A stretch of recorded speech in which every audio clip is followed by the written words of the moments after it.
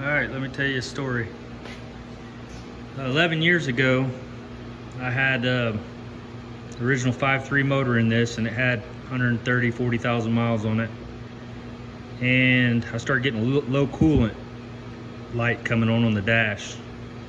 And I kept looking underneath it and nothing, and I checked the water pump and everything, and I didn't see anything. So I just kept adding coolant, thinking, what? I don't get it. Where's it going?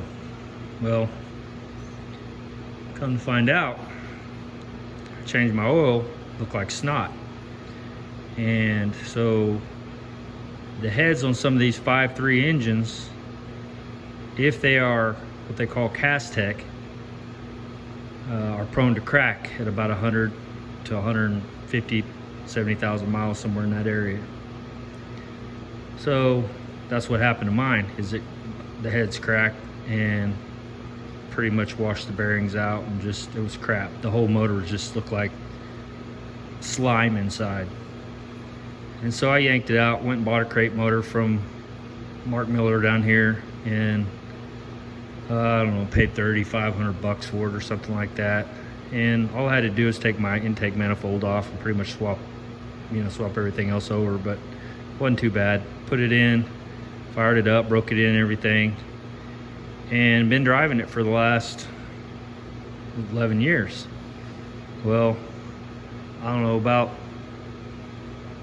6 months ago, I started thinking about putting an LS, a 5.3 in this, and turbocharging it, because you can get a lot of horsepower and it's fairly cheap.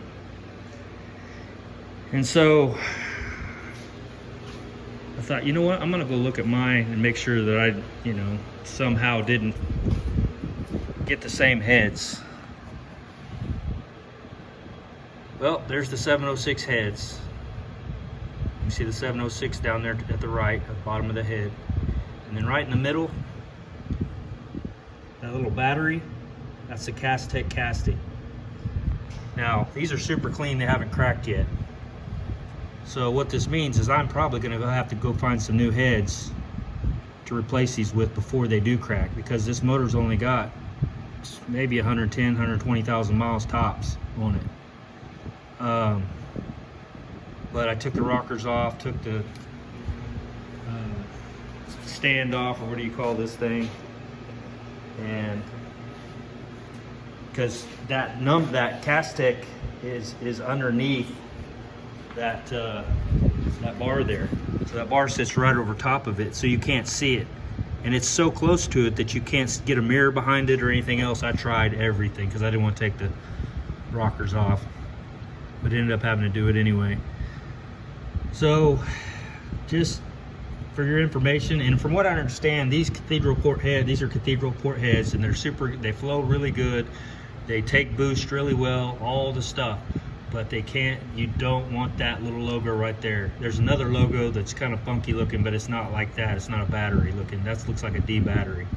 So get a good look at that. When you're looking at heads, do not buy those heads. Do not, unless they've been fixed or welded. They say you can go in there because they crack down in here next to the head bolts and they start leaking. And from my understanding, you can go in there and weld that up, but I'm not willing to do that. So I guess the 862 heads are the same as these, but again, you got to make sure they're not Castech. So you got to make sure they don't have that logo on them. So for anybody that's curious or has some problems with their heads, I did this just today, just to see, because I'm getting close to the mileage where my other one's cracked, and just out of curiosity, I thought, I'll just pop this valve cover off here. And I thought I could just take the valve cover off and see that little casting mark, and no, not that easy.